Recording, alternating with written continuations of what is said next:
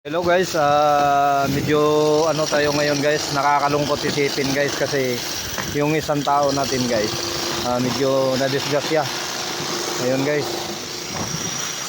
medyo nasugatan yung isang tao natin guys dahil nahulog siya dito sa biga guys. Yan, habang nagja-jackamer siya guys, nalaglag siya.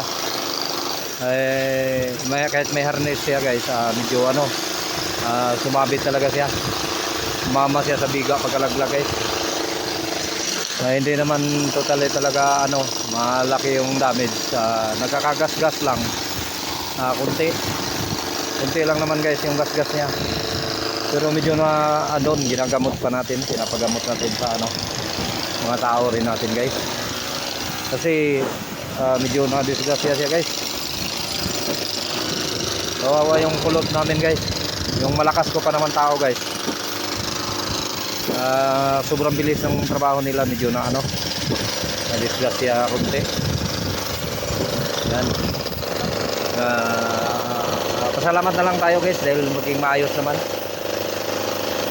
Maging maayos naman yung ano natin. Dito tayo ngayon, puntahan natin yung tao natin na na-disgrasya guys. Yan guys. Patingin yan, sugat mo. Yan guys. Yan. Ginagamot na lang namin guys. Ayan lang gamot namin guys, malunggay. Parang gagamba to guys. Ayan. May ginagamot namin, malunggay na lang panggamot namin guys. Yan, nalaglag kasi ito guys na ano. Paano sistema pagkalaglag mo?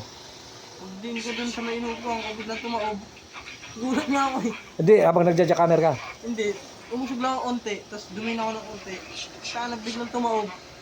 Ayun guys, ganun lang daw pala nangyayari sa kanya guys. Pinapahinga muna natin. Yung hita mo wala? Ito lang naman, gas-gas lang. Ito, may sugat din guys sa piraso. Yan. Ingat tayo talaga lagi. Pahinga ka na lang muna dyan. Okay lang, sahod naman ngayon.